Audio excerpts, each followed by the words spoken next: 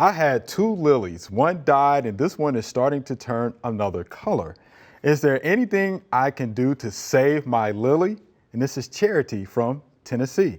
So Peter, is it a lily? It's not a lily. It's not a lily. Yeah, Charity, you have an orchid. Yeah.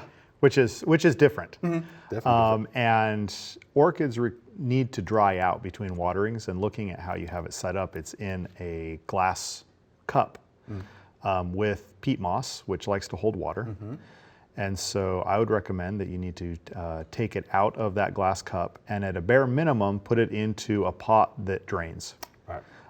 It'd be better off if you took it and separated all the roots, got the peat moss out of it, and planted it into some orchid bark, which is ground up tree bark.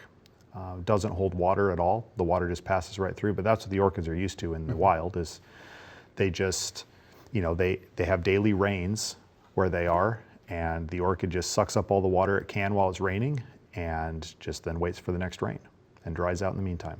It dries out in the meantime. Okay. That is so good. You're exactly right. Booker, anything you want to add to that? You did a good job in there. Yeah, like you said, make sure it drain out well. We have holes in the bottom of the container when you do that for it to drain well. Right. It'll be really good, yeah.